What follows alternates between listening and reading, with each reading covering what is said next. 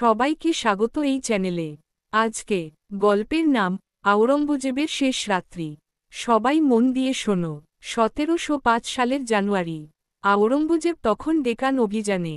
বয়সের ভারে নুয়ে পড়া সম্রাটের দৃষ্টি ধূসর, কিন্তু মন আগের মতোই কঠিন। তার চারপাশে যুদ্ধ, বিশ্বাসঘাতকতা আর ধর্মীয় অনুশাসনের কঠিন শাসন ব্যবস্থা। এক রাতে শিবিরে নিয়ে আসা হয় এক অন্ধ দরবেশকে। সৈন্যরা তাকে ধরা পড়েছে বিজাপুরের এক পুরনো মন্দিরের ধ্বংসস্তূপে, যেখানে সে নাকি আওরঙ্গজেবের নাম বলে বলে আগুনের মাঝে বসেছিল। দরবেশ কিছু বলে না, কেবল আওরঙ্গজেবকে দেখে হেসে বলে, সম্রাট, তুমি কি জানো কোন রাত তোমার শেষ রাত হবে? আওরঙ্গজেব থেমে যায়। এই প্রশ্ন যেন হাজার বছর পুরনো কোনো ভবিষ্যৎবাণীর ছায়া। তার চোখের কোণে এক ছায়া খেলে যায়, এক অজানা আশঙ্কা যেন তাকে গ্রাস করে। সেই রাতেই আওরঙ্গজেব তার পছন্দের মন্ত্রী মুনিম খানকে ডাকে। এই দরবেশের সাথে কিছু আছে, তাকে রাতভর পাহারা দাও, কেউ যেন তার একচুলো ক্ষতি না করে। কিন্তু পরদিন সকালে দরবেশ উধাও। শুধু পড়ে আছে একটি চিঠি, লেখা আরবি ও ফার্সি মিলিয়ে। যে দুঃস্বপ্ন তুমি বেছে নিয়েছ, তার প্রতিফলন তুমি নিজের ছায়াতেই দেখতে পাবে। তুমি কেবল জয় করেছ শত্রুদের, কিন্তু হারিয়ে ফেলেছ নিজেকে। চিঠির নিচে একটি অদ্ভুত চিহ্ন, ত্রিভুজের মাঝে চোখ। পাশে একটি ছোট মানচিত্রের রেখাচিত্র, যেটা বিজাপুরের উপকণ্ঠে একটি গুহা নির্দেশ করে। মুনিম খান সেই চিহ্ন চিনতে পারে। এটি ছিল প্রাচীন ইখওয়ান-উস-সফা সম্প্রদায়ের এক গুপ্ত দর্শনপন্থী গোষ্ঠী, যারা দাবি করত জ্ঞানী একমাত্র মুক্তি। আওরঙ্গজেব একসময় সেই গোষ্ঠীর পাণ্ডুলিপি বাজেয়াপ্ত করেছিলেন আগ্রা থেকে। কিন্তু তিনি জানতেন না, তাদের আল কিতাব আল মাকতুম গোপন গ্রন্থ কখনো পাওয়া যায়নি। চিঠির সেই চিহ্ন বুঝিয়ে দেয়, গ্রন্থ এখনও রয়ে গেছে, এবং সেই দরবেশ সেই জ্ঞানের রক্ষক। আওরঙ্গজেব এক রাতে একা বসে থাকেন তাজা বাতির সামনে। বাইরে যুদ্ধ চলছে, ভিতরে এক ভয়াবহ নীরবতা। তিনি নিজের লেখা এক ডায়েরির পৃষ্ঠা উল্টাতে উল্টাতে থেমে যান একটি লাইনে। আল্লাহর নামে যা করলাম, তা কি আল্লাহ সত্যিই চেয়েছিলেন? তিনি নিজেই নিজের কাছে স্বীকার করেন, আমি কত মন্দির ধ্বংস করেছি, কত শিল্প হারিয়ে দিয়েছি। কুরআনের ব্যাখ্যা দিয়ে আমি বিচার করেছি, কিন্তু ঈশ্বর কি সত্যিই চেয়েছিলেন এই পথ? ঠিক তখন বাতাস কেঁপে উঠে। দরজা আপনা থেকে খোলে। বাইরে সেই দরবেশ, মাটির মতো স্থির, চোখের পাতা নড়ে না। আওরঙ্গজেব উঠে দাঁড়ান।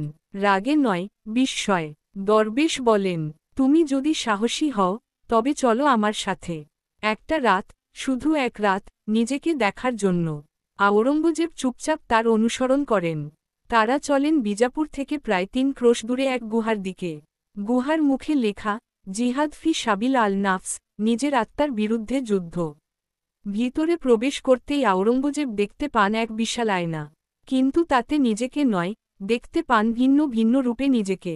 এক জায়গায় তিনি কাঁদছেন, এক বৃদ্ধ সাধুর পায়ে পড়ে।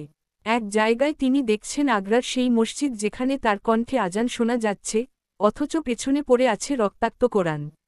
আর এক জায়গায় তিনি শূন্য সিংহাসনে বসা, পুরো রাজপ্রাসাদ ফাঁকা। দরবেশ বলেন, এই চিত্রগুলো ভবিষ্যৎ নয়, সম্ভাবনা। তুমি কি হতে পারতে, আর কি হয়েছ, তাই। আওরঙ্গজেব হাঁটু গেড়ে বসে যান। মাথা নিচু করে বলেন, আমার পাপ কি কখনো ক্ষমা পাবে?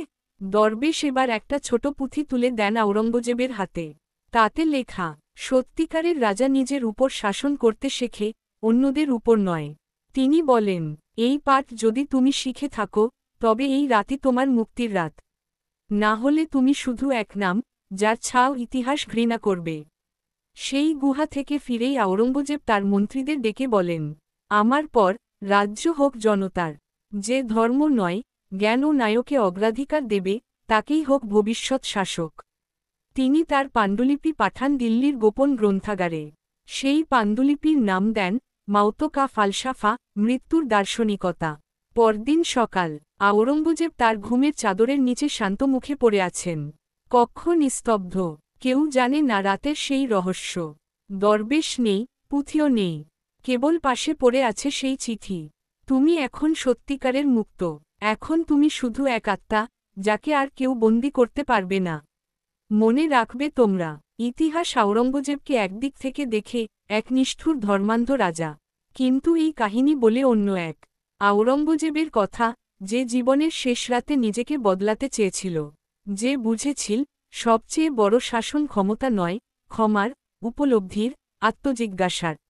সমাপ্ত। এই কাহিনীর ভিত্তি ঐতিহাসিক ঘটনার অনুপ্রেরণায় রচিত। কিছু অংশ কাল্পনিক এবং সাহিত্যিক ব্যাখ্যার প্রয়োজনে রূপান্তরিত।